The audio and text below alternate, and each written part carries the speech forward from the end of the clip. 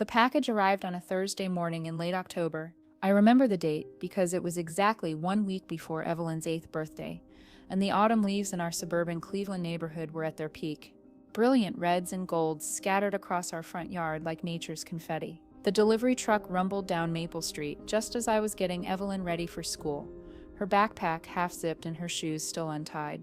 "Mom, someone's at the door," she called from the kitchen where she was supposed to be eating her cereal, but was instead drawing elaborate unicorn scenes on her napkin with a purple crayon. I opened the front door to find a brown cardboard box sitting on our welcome mat, slightly dented at one corner like it had taken a rough journey.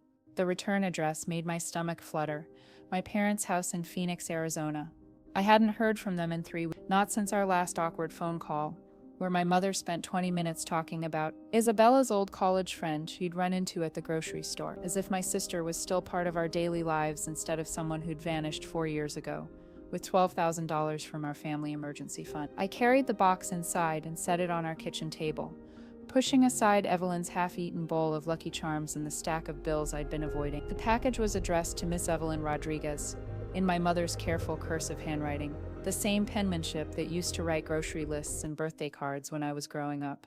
"Is that for me?" Evelyn asked, abandoning her cereal entirely. Her dark eyes, so much like my own, sparkled with the kind of excitement that only comes from unexpected packages. "It's from Grandma and Grandpa," I said, checking the clock on the microwave. We had 15 minutes before I needed to drive her to Riverside Elementary, but maybe we should wait until after school to open it. "Please, Mom, just a peek." She gave me that smile, the one that reminded me so much of myself at her age. Hopeful, trusting, believing that good things came in surprise packages from people who loved you. I couldn't say no to that fate. Besides, my parents had been trying harder lately. Or at least that's what I told myself. Maybe this was their way of showing Evelyn she mattered to them, that she wasn't just an afterthought in their world of Isabella memories. "Okay, but just quickly," I said, handing her the box. "Then we need to get you to school." Evelyn tore into the packaging with the enthusiasm of a child who still believed in the magic of gifts. The box opened to reveal layers of white tissue paper, folded with the kind of precision my mother always insisted on. Everything in her house had to be perfect, presented just right, as if appearances could somehow fix the broken things underneath. "Wow," Evelyn breathed as she pulled back the paper. Inside was a dress, soft pink with white trim, made from what looked like expensive fabric, the kind of dress my mother would have chosen for special occasions, for family photos, for moments she wanted to remember as perfect. But as Evelyn lifted the dress from the box, I saw her expression change. The excitement drained from her face, replaced by confusion, then something that looked almost like hurt. "Mom," she said quietly, holding the dress at arm's length. "What is this?" I moved closer, and that's when I saw it. Embroidered across the chest, in delicate cursive script, was a name, Isabella Marie. The kitchen seemed to tilt around me. My hands started shaking before my brain could fully process what I was seeing. That dress. I knew that dress. I remembered it hanging in Isabella's closet 20 years ago when she was 8 and I was 12. Our mother had ordered it special for Easter Sunday, spending money we didn't really have, because Isabella had seen it in a catalog and said it was the most beautiful thing in the world. "Why does it have Aunt Isabella's name on it?" Evelyn asked, and her voice was small now, confused in the way children get when adults don't make sense. I couldn't speak, couldn't breathe properly. The memories were rushing back like a dam had burst in my mind. Isabella twirling in that pink dress while I sat on the couch in my discount store outfit, watching our parents take photo after photo. "Doesn't she look like a little princess?" my mother had said to every relative who visited that Easter. Our beautiful Isabella. I was 12 years old and already invisible in my own family. "Mom?" Evelyn's voice brought me back to the present. She was staring at me with those trusting eyes, waiting for an explanation that would make this make sense. "I don't know, sweetheart," I managed to say, though my voice sounded strange even to my own ears. "Maybe Grandma made a mistake, but I knew it wasn't a mistake. Nothing my mother did was ever a mistake. Not when it came to Isabella. This was intentional, deliberate, another way of keeping my sister's memory alive, while treating her actual granddaughter like a stand-in, a replacement, a consolation prize. "Can I still wear it?" Evelyn asked. and the hope in her voice nearly broke me. "Of course you can," I said, forcing a smile. "It's your gift. We'll figure out the name thing later." But as I watched her carefully fold the dress back into the tissue paper, I knew I was lying. There was no figuring this out. There was only the same pattern that had been playing out my entire life. Isabella first, Isabella always. And everyone else fighting for scraps of attention in whatever space she left behind. The drive to school was quiet. Evelyn sat in the back seat, occasionally glancing at the dress box beside her like it might transform into something different if she looked at it enough times. I kept stealing glances at her in the rearview mirror, watching her process what had just happened in the way children do, slowly, carefully, trying to fit new information into a world that's supposed to make sense. "Mom," she said, as we pulled into the school parking lot, "did Aunt Isabella really take money from Grandma and Grandpa?" I tried so hard to keep the details from her, to present Isabella's disappearance as something temporary, something that might be fixed someday. But children hear more than we think they do. They pick up on whispered phone calls and the way conversations stop when they enter a room. "Yes," I said, because I was tired of lying. "She did." "Then why do they still talk about her like she's coming back for Christmas?" Out of the mouths of Babe, my 8-year-old daughter had just asked the question I'd been afraid to voice for 4 years. "I don't know, baby," I said. "Sometimes grown-ups hold on to things they should let go of." That afternoon, I sat at my kitchen table staring at my phone. The pink dress spread out in front of me like evidence of a crime. The embroidered name seemed to mock me, each careful stitch a reminder of who had always mattered more in my parents' eyes. I thought about calling them, demanding an explanation. But I knew what they'd say. It would be my mother's voice, defensive and hurt, telling me I was overreacting, that it was just an old dress, that Isabella's name could be removed or covered up. "We thought Evelyn might like it," she'd said. We were trying to be thoughtful, but this wasn't thoughtfulness. This was the same favoritism wrapped in tissue paper and tied with a bow, delivered to my daughter on what was supposed to be her special day. My phone rang. "Mom," like she had some sixth sense that I was thinking about her. "Sarah? Did Evelyn get the package?" Her voice was bright, expectant, waiting for gratitude that I couldn't give. "She got it," I said. "And, did she like the dress? I thought it would be perfect for her birthday party next week. It has Isabella's name embroidered on it." The silence stretched between Phoenix and Cleveland like a taut wire. When my mother spoke again, her voice was different, smaller. "Oh, I forgot about that." "You forgot. Sarah, please don't make this into something it isn't. It's just a dress. The embroidery can be removed." "When?" I asked. "When can it be removed? Before her birthday party on Saturday? Before she shows up wearing her dead aunt's hand-me-down, with someone else's name across her chest." "Isabella isn't dead," my mother said sharply. "Don't talk about your sister like that." And there it was, the truth that had been lurking under every family gathering, every phone call, every gift and gesture for 4 years. In my mother's mind, Isabella wasn't gone.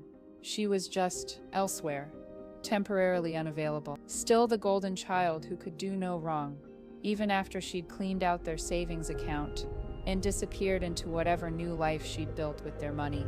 "She might as well be," I said. "She's been gone for 4 years, Mom. 4 years of no calls, no letters, no explanation. She took your money and vanished. And you're still buying her dresses and pretending she's coming home." "We don't know the whole story," my mother said, but her voice wavered. "There might have been reasons. She might have been in trouble. And what about me?" The words came out louder than I'd intended, carrying years of buried resentment. "What about your granddaughter?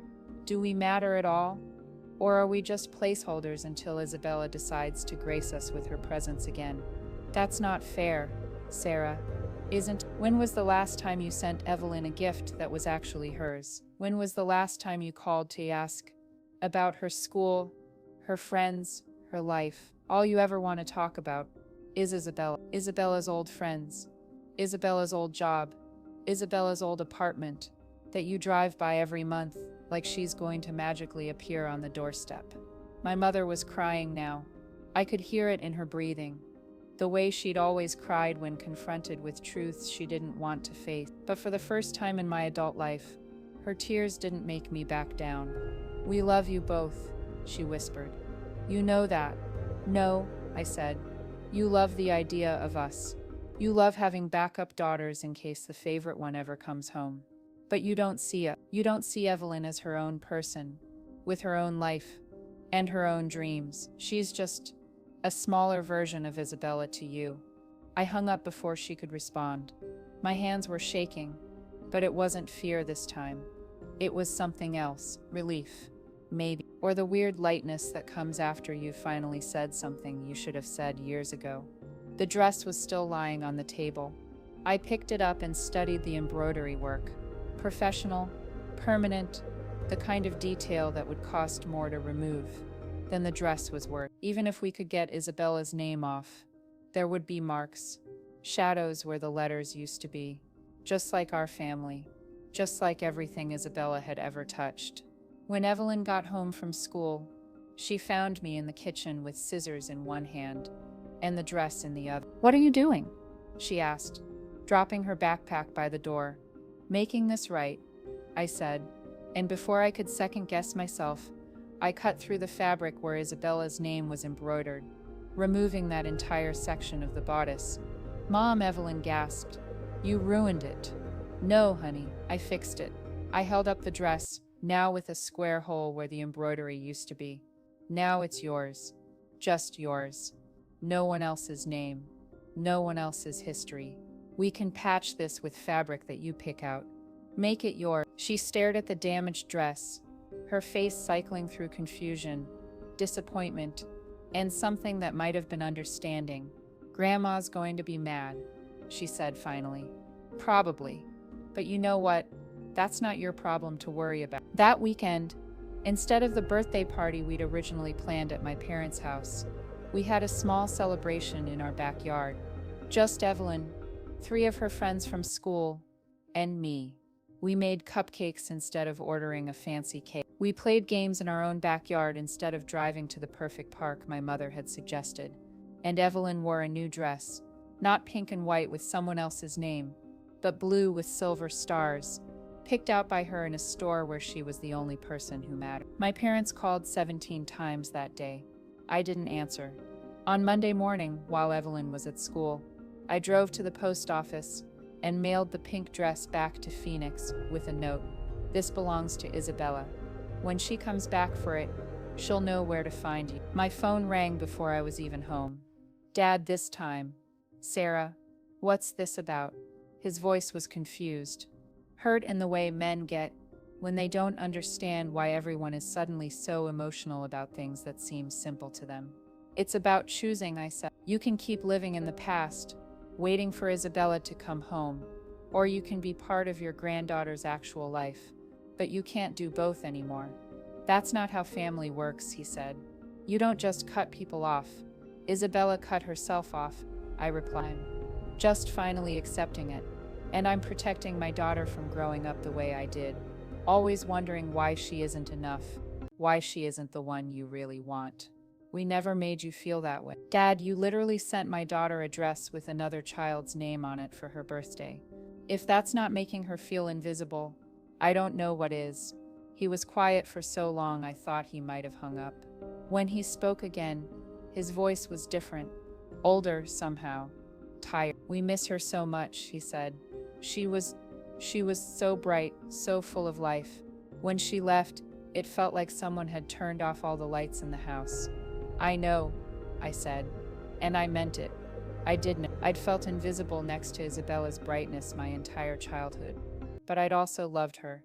She was my sister, my complicated, selfish, brilliant sister, who could make you feel like the most important person in the world when she focused her attention on you. But missing someone doesn't mean you get to ignore everyone else. "We don't ignore you." "Dad, when's Evelyn's birthday?" Another long pause. It's November 2nd. It was 6 days ago. "You missed it completely because you were too busy being angry about a dress that never should have been sent in the first place." I heard him sigh, the kind of deep, weary sound that carries years of regret. "We messed up," he said finally. "Yeah, you did. The question now is what you're going to do about it." That conversation was 3 months ago. My parents sent Evelyn a Christmas card with a $50 bill inside and a generic Happy Holidays message. No phone call, no visit, no acknowledgement that they had a granddaughter who was growing up while they waited for the ghost of their other daughter to come home. I used the $50 to buy Evelyn art supplies. She's been drawing a lot lately, pictures of families that look nothing like ours. In her drawings, the parents' attention is evenly distributed. Everyone gets the same size smiles, the same bright colors. No one is invisible. Last week, she asked me if she'd ever meet Aunt Isabella. I don't know, I told her honestly. Maybe someday, but if you do, you'll meet her as yourself. Evelyn Rodriguez, amazing artist, great student, kind friend, not as a replacement for someone else. She nodded like she understood, and maybe she did. Children are often wiser than adults when it comes to accepting what is instead of mourning what might have been. Sometimes I wonder what would have happened if I'd just let it go. If I'd helped Evelyn remove the embroidery and pretended the dress was always meant for her. Would we still have some relationship with my parents, however flawed? Would Evelyn still have grandparents, even if they weren't perfect? But then I remember the look on her face when she saw Isabella's name on that dress. The confusion, the hurt, the moment when an 8-year-old child realized she wasn't the first choice. And I know I made the right decision. Some cycles need to be broken, even when breaking them hurt. Even when it means admitting that the family you grew up in isn't the family you want for your child. Even when it means choosing your daughter's self-worth over your parents' comfort. The pink dress is probably still in my parents' house somewhere, folded carefully in tissue paper, waiting for a reunion that may never come. And maybe that's where it belongs, in the past, with all the other things they can't let go of. As for us, we're building something new, something that belongs to Evelyn, not to the ghost of her aunt, or the expectations of grandparents who can't see past their own grief. It's messier than what my parents had planned, less picture-perfect than the family photos they used to orchestrate. But it's ours, and it's real, and no one else's name is embroidered on it. That's worth more than any dress, no matter how beautiful it might have been.